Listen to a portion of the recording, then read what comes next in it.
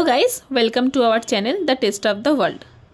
आज हमारे शांतिनिकेतन ट्रिपेर द्वितीय दिन और आज जेहेतु बिकेलेर ट्रेने आमरा बाड़ी फिरे যাব তাই চেক আউট করে ঘুরতে বেরিয়ে পড়লাম। প্রথমে বাইরে বেরিয়ে করে নিলাম ব্রেকফাস্ট। এই পাইলি চুপ করে আছো কেন? কোথায় যাচ্ছ ঘুরতে?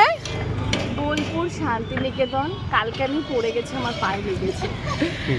এ মাছ কোথায়? কচুরি রয়েছে, ধনেপাতা চাটনি রয়েছে, আর একটা কিছু চাটনি দিয়েছে, খেয়ে দেখা যাক কেমন খেতে।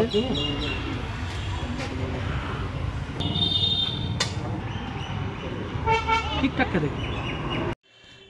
ব্রেকফাস্ট সেরে আমরা প্রথমেই চলে গেলাম রবীন্দ্র ভবন ও মিউজিয়াম দেখতে। এখানের এন্ট্রি ফি ছিল 100 টাকা পার হেড।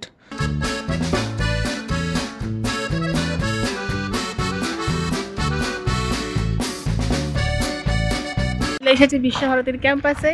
মিউজিয়াম দেখা হয়ে গেছে, কিন্তু মিউজিয়ামে ফোন এলাও নেই, তাই কোনো কিছু তোলা যায়নি। মিউজিয়ামে আসলে তোমাদের খুব ভালো লাগবে, কিন্তু মিউজিয়ামে আসলে যারা স্টুডেন্ট অবশ্যই আই কার্ডটা ক্যারি করবে, না হলে 100 টাকা দিতে হবে। স্টুডেন্ট কার্ড থাকলে মাত্র 10 টাকা।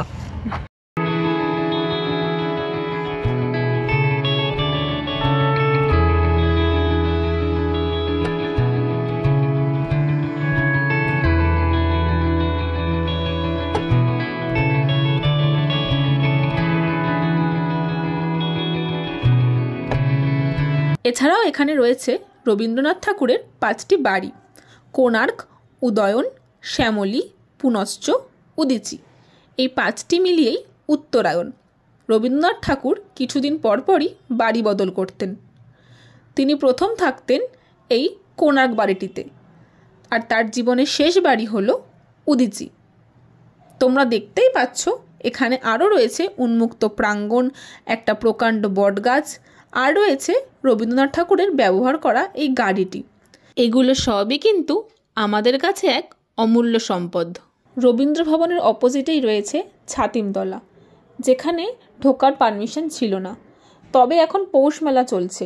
তোমরা হয়তো পৌষ মেলার সময় গেলে ছাতিমতলায় ঢুকতে পারবে। এরপর রবীন্দ্র ভবন থেকে বেরিয়ে আমরা চলে যাই কোপাই নদীর তীরে, যেখানে আসলে তোমরা মুগ্ধ হয়ে যাবে। কোপাই নদীর জলধারা, চারিদিকে কাশফুল, সব কিছু মিলিয়েই এক অপরূপ দৃশ্য তোমরা দেখতে পাবে।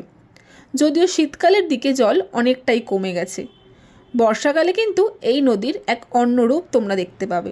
কোপাই নদীকে ঘিরেই রবীন্দ্রনাথ ঠাকুর লিখেছিলেন, আমাদের ছোট নদী চলে আঁকে বাঁকে। এরপর কোপাই নদী ঘুরে এসে আমরা চলে গেলাম সোজা সোনাঝুরির হাটে, যেটা শান্তিনিকেতনের দ্য মোস্ট অ্যাট্রাকটিভ প্লেস। এখানে না এলে শান্তিনিকেতন আসাই অসম্পূর্ণ থেকে যাবে। এখন এখানে রোজই হাট বসছে, আর শান্তিনিকেতনে এখন চলছে পৌষ মেলা, তাই এই হাট কিন্তু কোনোভাবেই মিস করা যাবে না।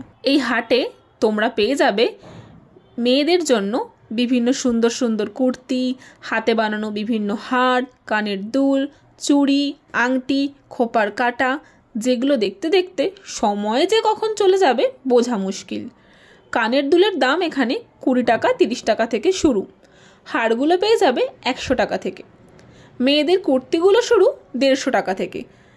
এছাড়াও ছেলেদের জন্য রয়েছে হ্যান্ড প্রিন্টেড দারুণ দারুণ সব পাঞ্জাবি, শার্ট, কুর্তা, প্রত্যেকটা কালেকশানই খুব সুন্দর। এই হাট থেকে আমরাও কিন্তু প্রচুর শপিং করেছি। এরপর একরাশ স্মৃতি নিয়ে আমরা বেরিয়ে পড়লাম লাঞ্চের উদ্দেশ্যে, কারণ ট্রেন ধরার টাইম কিন্তু এগিয়ে এসেছে। লাঞ্চ করতে আমরা চলে এসেছি সোনাঝুরি বাগান বাড়িতে, যেটা রয়েছে সোনাঝুরি হাটের একদম কাছেই। এখানে চাইলে তোমরা রুম বুক করে স্টেও করতে পারো। এই হোটেলের খোঁজ কিন্তু টোটো দাদাই আমাদের দিয়েছে। এই হোটেলের বাইরেটা যেমন সুন্দর, ইন্টেরিয়ারটাও বেশ সুন্দর, তোমরা দেখতেই পাচ্ছ।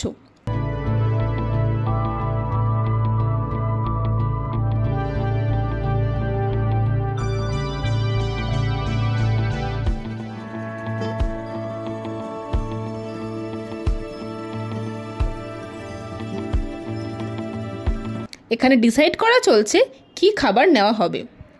আমরা সবাই মিলে নিয়ে নিয়েছিলাম 6টা ভেজ থালি। ভেজ থালির দাম ছিল 180 টাকা। এই ভেজ থালিতে ছিল গরম গরম ভাত, ডাল, ঝিরঝিরে আলু ভাজা, বেগুন ভাজা, আলু পোস্ত, স্যালাড, মোচার ঘন্ট, চাটনি, পাঁপড় আর পায়েস, আর জলটা কমপ্লিমেন্টারি। প্রথমেই আমরা ঘি আর বেগুন ভাজা দিয়ে গরম গরম ভাত মেখে নিলাম। তারপর ডাল আর ঝিরঝিরে আলু ভাজা দিয়ে খেতে বেশ ভালোই লাগছিল। এখানের আলু পোস্তটা খেতে ভালো ছিল, কিন্তু আগের দিনের মতো অতটা টপ নচ ছিল না। মোচার ঘন্টটাও খেতে বেশ ভালো লাগছিল। আর শেষ পাতে ছিল চাটনি আর পাঁপড়। অ্যাজ ইউজুয়াল যেরকম টেস্ট হয় সেরকমই টেস্ট ছিল। তবে এখানে পায়েসের টেস্টটা সব থেকে ভালো ছিল, এক কথায় দুর্দান্ত ছিল। আর আইটেমগুলো কিন্তু তোমরা যতবার ইচ্ছে রিপিট করতে পারবে। এরপর আমরা বাড়ি ফেরার উদ্দেশ্যে রওনা হলাম। এই পুরো ট্রিপটাই আমাদের কাছে খুব মেমোরেবল হয়ে থাকবে। আমাদের ভিডিও যদি তোমাদের ভালো লেগে থাকে তাহলে অবশ্যই লাইক আর শেয়ার করে দিও। চ্যানেলটা সাবস্ক্রাইব করতে কিন্তু ভুলো না। Stay tuned.